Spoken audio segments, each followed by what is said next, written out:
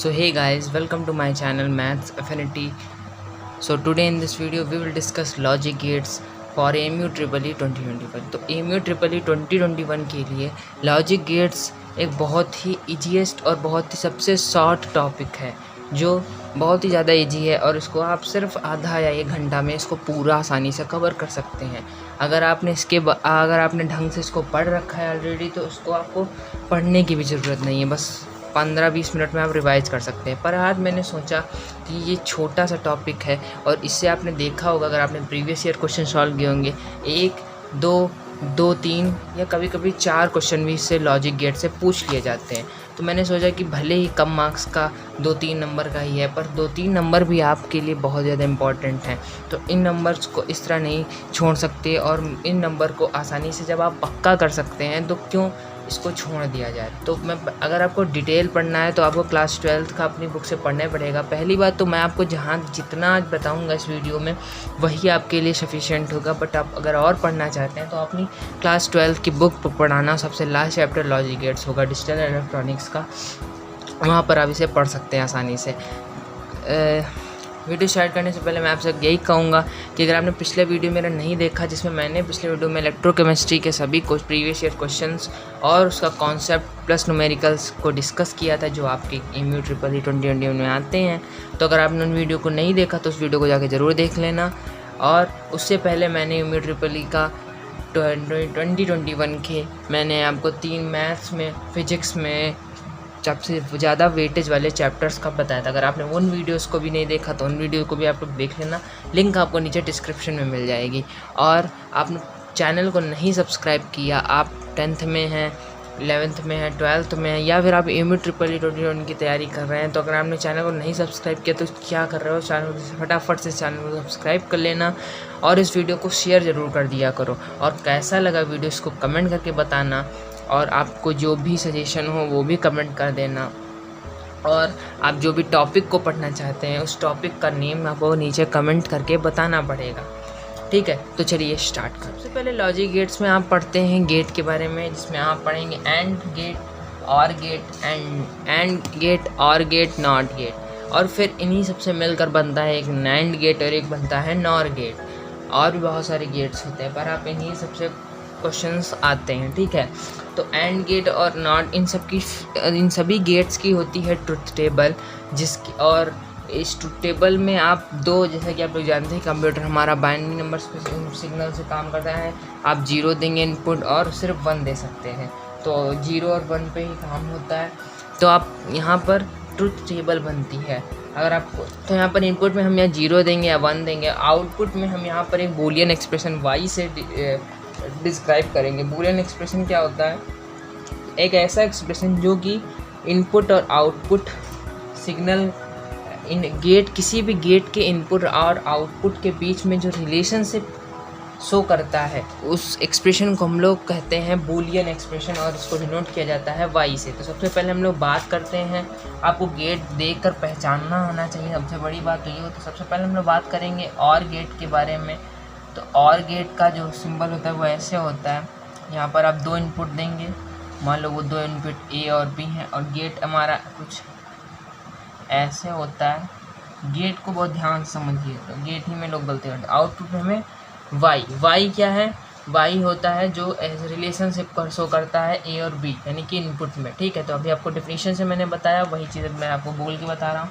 तो इसकी truth table क्या होगी? इसकी जो ट्रुथ टेबल होगी, अगर मान लो A और B हमारे कोई इनपुट हैं, इनपुट में मान लो अगर हमने 0 दिया और B में भी हमने 0 दिया, तो आउटपुट y से होता है। तो इसमें आता है आउटपुट 0, 0 1 तो आउटपुट 1, 1 0 तो आउटपुट 1, 1 1 1। और आप इसको इस तरह भी पढ़ सकते हैं, 0 1 की जगह आप पढ़ इसको सकते हैं कंप्यूटर की लैंग्वेज में ऑन ऑफ, तो आउटपुट भी ऑफ आएगा, ऑफ ऑन तो आउटपुट भी ऑन आएगा। मतलब कि और गेट को आप इस तरह इसकी टेबल को दिमाग में रख सकते हैं कि अगर एक भी हमारा ऑन रहेगा या एक भी 1 रहेगा तो हमें आउटपुट में हमें ऑन ही मिलेगा या 1 रहेगा, ठीक है। तो अब नेक्स्ट बात करते हैं किस गेट की? एंड गेट की। And gate, so and gate का जो सिंबल होता है लॉजिकल सिंबल जिसको आप कह सकते हैं। यहाँ पर भी आपको 2 इनपुट होते हैं और इसका सिंबल कुछ ऐसा होता है और वाई हमें आउटपुट। तो इसकी जो ट्रुथ टेबल होगी, और मान लो ए और बी इनपुट है और वाई आउटपुट है, तो यहाँ पर अगर हमने दोनों ऑफ रखे तो हमें ऑफ ही मिलेगा। ये एक ऑन एक ऑफ तब भी ऑफ। कुल मिला के जो एंड गेट होता है, इसमें अगर आपको जब तक दोनों इनपुट आपके ऑन नहीं होंगे तब तक आपको आउटपुट नहीं ऑन मिलेगा, और जब तक दोनों इनपुट ऑन होंगे, जब दोनों इनपुट ऑन होंगे एंड गेट में, तब आपको आउटपुट ऑन मिलेगा। अगर एक भी इनपुट ऑफ है तो आउटपुट भी हमें ऑफ मिलेगा। तो नेक्स्ट गेट की बात करते हैं। उस गेट और नेक्स्ट गेट है हमारा नॉट गेट। तो जो नॉट गेट होता है वो सभी गेट से थोड़ा सा अलग होता है। इस गेट का यहाँ पर आपको एक ही इनपुट देना होगा और आपको आउटपुट मिलेगा। और नॉट गेट का सिंबल ये है, क्योंकि जो इसमें हम इनपुट देंगे आउटपुट में वो हमेशा इन्वर्ट होके आएगा, इसीलिए नॉट गेट को इन्वर्टर भी कहते हैं। It is also called inverter. तो ये भी पूछ सकता है, वैसे पूछेगा नहीं क्योंकि बहुत ही छोटा सा क्वेश्चन है, तो कोई बढ़िया क्वेश्चन नहीं बन रहा है। तो इस यहाँ पर या तो आप ऑफ देंगे इनपुट में या तो ऑन देंगे। तो ऑफ देंगे तो ऑन कर देगा आउटपुट में, ऑफ ऑन देंगे तो ऑफ कर देगा। तो इसी वजह से इसको इन्वर्टर ही कहा। यही इसकी ट्रुथ टेबल। नेक्स्ट गेट है वो मिलकर बनता है। तो जो नॉट गेट होता है वो नॉट प्लस और, यानी कि नॉट गेट और गेट दोनों को मिलाकर होता है। इसका जो सर्किट सिंबल होता है, लॉजिकल सिंबल कह सकते हैं आप इसको, तो वो ऐसा होता है। यहाँ पर 2 इनपुट होते हैं और यहाँ पर ऐसे होता है। तो आप कहेंगे इसमें अंतर क्या है, तो और गेट की जैसा लग रहा है। तो ध्यान से देखिए, तो यहाँ पर वो सर्किल नहीं बनना है और यहाँ पर सर्किल बनना है, क्योंकि यहाँ पे नॉट और गेट का ये पूरा लिया गया है और नॉट गेट का ये पॉइंट लिया गया है, सॉरी सर्किल लिया गया है, ठीक है। तो इसकी जो ट्रुथ टेबल होगी वो होगी, अगर ए और बी कोई है और वाई हमारा आउटपुट है। देखिए यहाँ पर क्या होता है, इसका बूलियन एक्सप्रेशन कह सकते हैं। वाई इक्वल टू, आपने लोगों ने पढ़ा होगा, ए प्लस बी बार। बार का मतलब कि इन्वर्ट कर देगा। देखो और गेट में क्या होता था, ऐड ही तो होता था। वाई इक्वल टू और गेट का क्या था, Y equal to A plus B.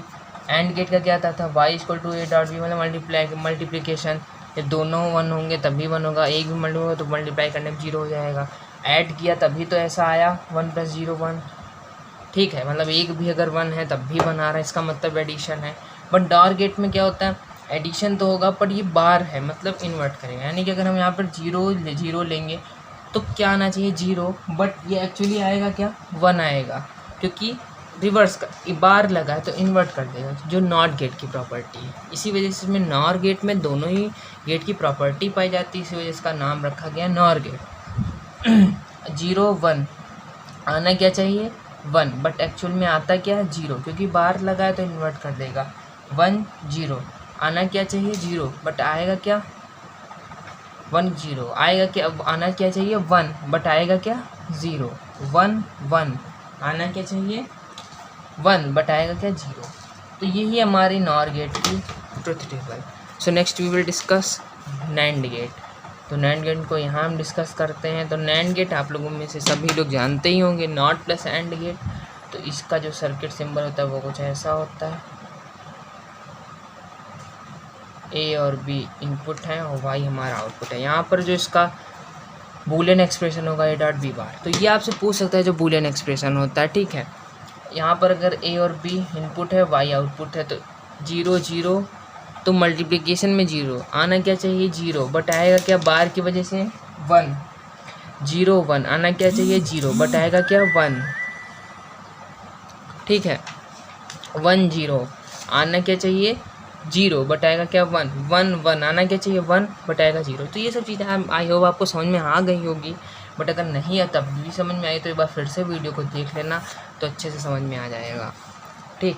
तो अब चलिए, बस आपको यही सब चीज़ें बतानी थी। अब क्वेश्चन है आपके प्रीवियस ईयर में आया हुआ है, मुझे ईयर तो याद नहीं है, बट बहुत ईजी क्वेश्चन है, ये आपके फ्री मार्क्स हैं।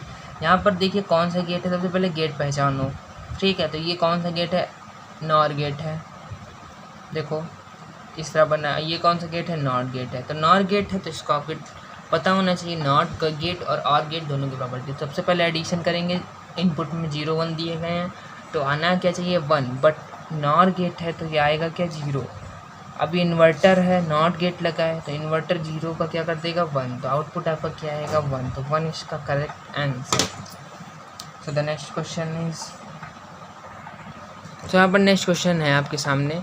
यहाँ पर ये नॉट गेट लिया लगा, सॉरी ऑर गेट लगा हुआ है, नॉट गेट लगा हुआ है और एंड गेट, और हमें यहाँ पर आउटपुट निकालना है और 0 1 दिया हुआ है, दूसरी ये वाला इनपुट 0 दिया, तो इसका पहले निकाल लेते हैं।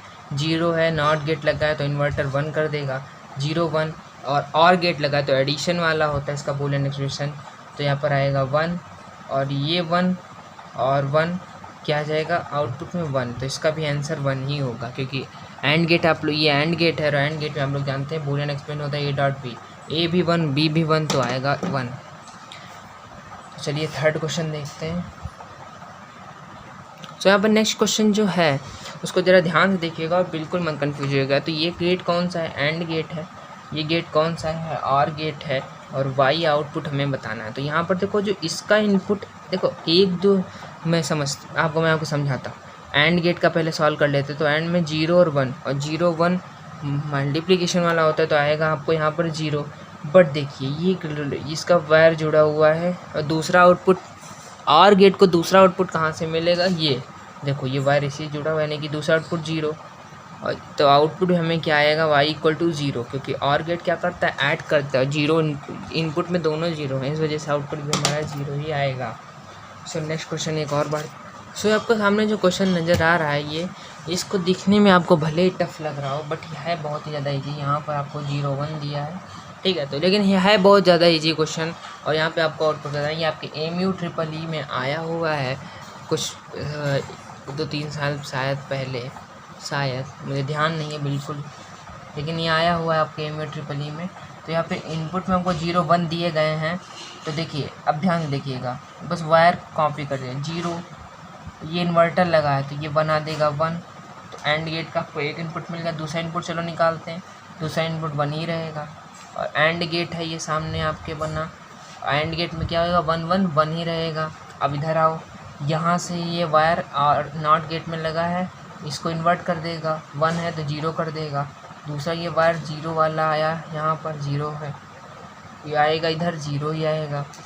एक इनपुट ऑर गेट के लिए, ऑर गेट है, ऑर गेट के लिए एक इनपुट 1, दूसरा इनपुट 0, तो आएगा फाइनली 1, तो इसका आंसर क्या आएगा 1। सो आज का वीडियो यहीं पर करते हैं एंड। आई होप वीडियो पसंद आया होगा तो इस वीडियो को लाइक ज़रूर कर देना, और चैनल को तो ज़रूर सब्सक्राइब कर लेना, क्योंकि आपको ऐसे ही और वीडियोस मिलते रहेंगे। और जो भी आपको टॉपिक पढ़ना हो उसको नीचे कमेंट करके बता देना, मैं जल्दी उस टॉपिक पर वीडियोज़ लाने की कोशिश करूँगा।